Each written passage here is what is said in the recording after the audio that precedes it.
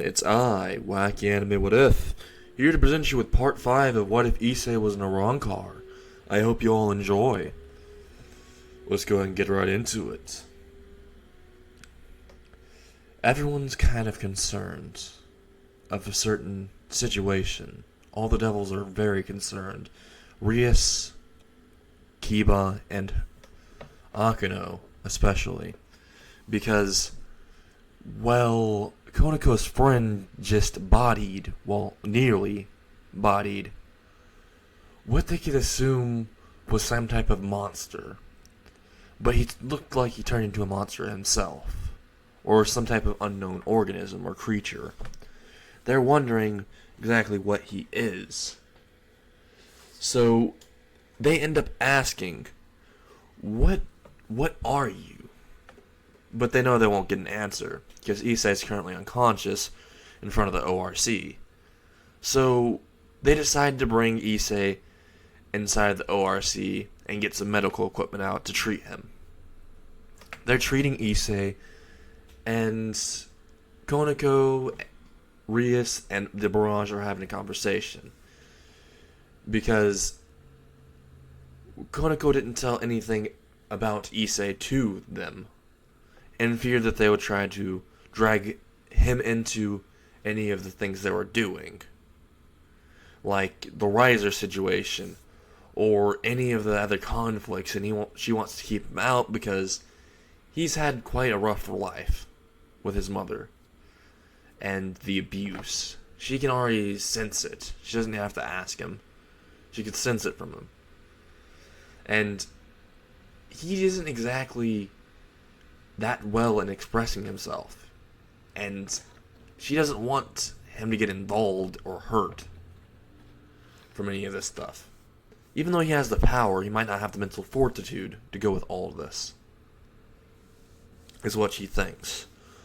But she knows deep inside that he does. She just doesn't want to rope him into any of this, or any dangerous situations. And Rias merely asks Konako, why didn't you tell me about him?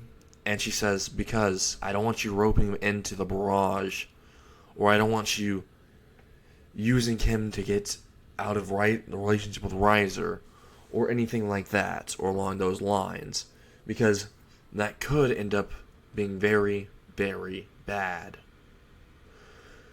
for him. Because if everyone knows about him, and knows that he's something that isn't a fallen angel, an angel, nor devil, then they could try to easily execute him because of fear of a new faction arising. After all, that's what they did to most of the dragons. Isn't that right? Konako says, and exclaims with as much emotion as she can and passion.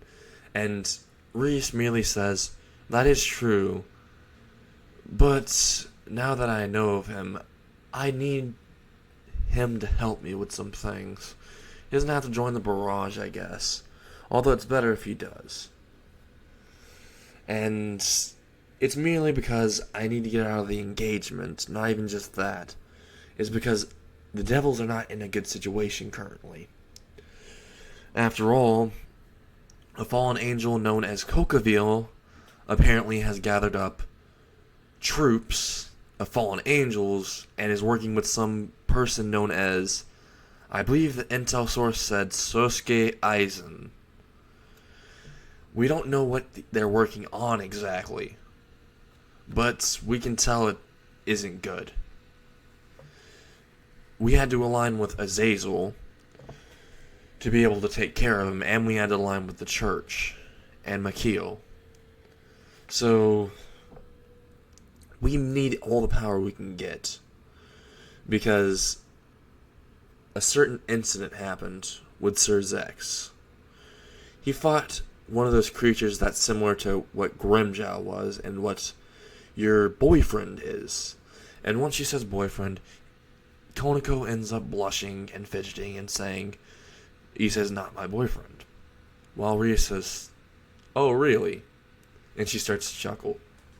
While Konako's face looks like a tomato. And she asks, exactly what is he though? And she says, well, he doesn't actually know. I can tell because he was shocked when his powers were released when Rainier tried to kill him. Which, Reese was genuinely shocked that Rainier tried to kill him. And he survived while he was human previously. Which she assumed was still human. Like, this might have been evolution, she's assuming. Or like someone might have turned him. Like how you can reincarnate devils, fallen angels, and angels out of humans. She thinks that the Arrancars are similar to that. She doesn't know that much about them. No one really does in this universe. Because, well, they don't belong to this universe, and none of them know it. Except for one Sosuke Aizen, who is currently working with Kokaville on a certain dastardly plan in the scenes while they're conversating. Akino is also watching over Issei currently while they're conversating. It's been a few days for the conversation that they were doing. It's been lasting a few days. It's been 7 days and Issei's not waking up, which is quite a bad sign. Because he shows no sign of waking up. His Ryatsu, or whatever his power is, they assume it's magic, but it's similar to something else. It's not really spiking, and it's lowering, actually. Like, below a human level. Like, the life force is gone. Like, he's dead. But his heart still beats. Meanwhile, Issei is in a dreamscape. A mindscape. And he sees a giant skeleton dragon with black blood dripping from its eyes, and an Oni on top of it. A giant Oni with completely black skin and charcoal black skin, and blood red markings with black blood bleeding from it also, from its eyes and mouth. Same with the bone dragon. And then he sees this one giant red dragon, which was known as Drake from last time when he asked. And Drake merely speaks and says, Issei, you came back so soon. And Issei merely says, well, I don't think I had a choice to come back here. I would have preferred not to, though. And Drake just fidgets his two fingers together and says, aw, but I get lonely here. They're sourpusses, while he points at them. And the Bone Dragon and Oni just look at him and just scowl. And Drake says, I was just kidding, jeez. And looks away towards Issei and says, Issei, there's something you need to know. That form that you used earlier on Grimjow, that was not the full form. You have 2 resurrections. And Issei says, what's a resurrection? Is it another thing for erection?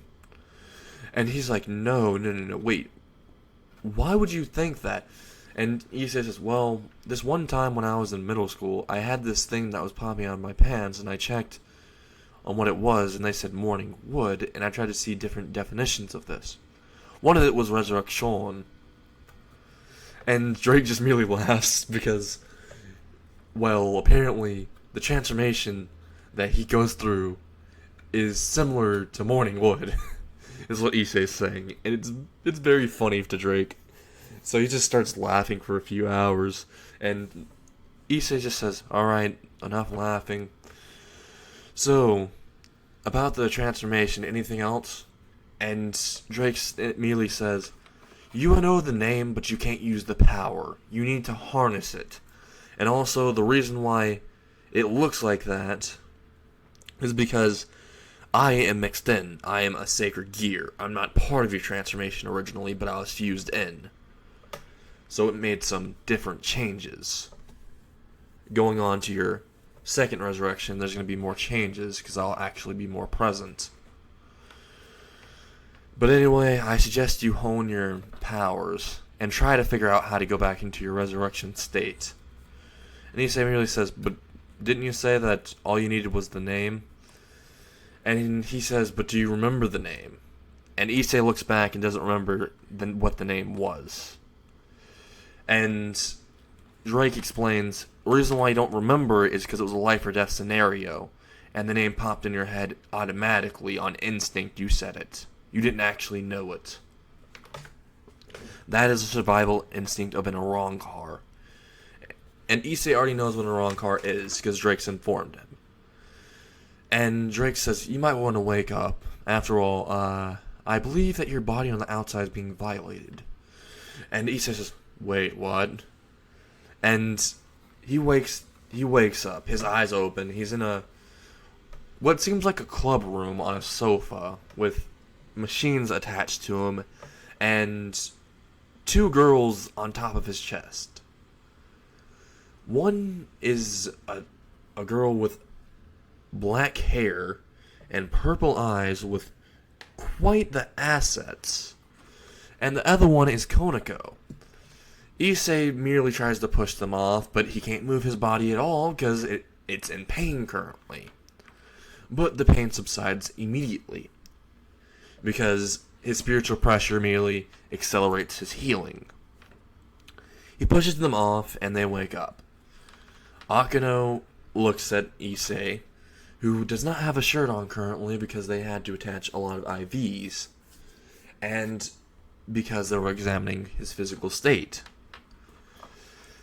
She notices that there's a hole in his heart, which is quite bizarre, because they've never seen a race that had a hole in their heart before. And so Akeno decides to ask what that hole in the heart does exactly, and what are you? And Issei merely says, I am what you would call an Arrancar, apparently. I just learned that out from, well, what you could call Drake. And once he says Drake, Akeno merely says, wait, do you mean the boosted gear? The red dragon? And Issei says, yep, with an emotionless, monotone face like he always does. And she's wondering how he's unfazed by this. And Issei merely says, well, the 2 presences that were beside him were a lot more intimidating. And she merely has her jaw drop. Something more intimidating than the red dragon is inside of this boy. They need to get him on their side, is what she's thinking. And Issei merely says, so, why were you laying on top of me? Why were both of you laying on top of me? And Konaka merely says, because I was worried. And Akeno merely says, because I was checking your status and exactly what you are, mostly body scans to see if you broke at anything, and trying to use my healing magic on you, which drained a lot of my energy, so I collapsed on you. And she just merely says, tee-hee, and has a mischievous face. And Issei can already tell that that was a damn lie, but doesn't really say anything, because he's kind of confused of why she would do such a thing. And Issei merely gets up, walks out of the room, and Konako follows. Well, Akeno is trying to follow, but Issei says, I don't want you following me. And she doesn't follow, because, well, she saw what this man could do. She did not want the smoke, so she's not going to follow him everywhere, or try to trail him, because they already know doing this, and if he finds out, could lead to devastating consequences, so she'll just leave it to Konako. Which Konako, who was following Issei back to his home, merely asked a few questions. 1, what's an Arrancar? And Issei ends up saying, an Arrancar, it's kind of difficult to explain, so why don't I just show you? He puts his hand on top of her head, and Konako thinks that she's just going to get a head pat or something, but then information floods through her mind, and she knows what an Arrancar is now. And Issei immediately says, and that's one skill that Arrancars are now able to use, because of apparent evolution after someone named Susuke Aizen, with his Hogyoku, betrayed all the Arrancars, and was captured to the Soul Society. The surrounding power from when he was fighting some person named Kurosaki Ichigo, apparently it's all the shockwaves were drawn towards the dead Arrancar, thus reviving them or causing a rift in space and time, sending a lot of people who are not supposed to be from this dimension here. And Konako merely says, how do you know all this? And Issei says, well, my actual resurrection told me. And she's like, wait, your boner told you? And Issei says, no, not that. Those spirits that are inside the blade that I wield, they told me all of this. But I don't know how they came across this knowledge. All I know is, apparently Sosuke Aizen is very bad news. And she ends up telling him this Sosuke Aizen is apparently connected with someone known as Cocoville. Which Issei is quite interested in, because he wants to get back at Grimmjow, because of what Grimmjow did. Grimmjow almost took away his only friend, and he could try that again. So Issei wants to permanently end Grimmjow, so this doesn't happen again, so he can protect his friend, which he's been noticing ever since he left the hospital. And when he was protecting Konako, he felt something, like something boiling from him. He felt something indescribable. He felt what most people would define as hatred or anger. He's never felt that in his life, so this is a new experience for him. And it's not a pleasant one for him, because usually his emotions are completely dull or just non-existent on the outside and inside, but that emotion stuck with him. And the emotion to actually care, when he was caring for Konako at that moment, he still feels it. He feels a connection to her, sort of. Issei merely goes home, and once he walks all the way to his house and parts with Konako, once he opens the door, he sees a horrifying sight in front of him. He sees his mother with a hand straight through her chest and her heart ripped out in the palm of her own hands. And a familiar blue-haired Arrancar, who immediately looks at him and says, "Yo, what's up?" and smiles a sinister smile. And that's where I end What If Issei Was an Arrancar, Part 5. I hope you enjoyed.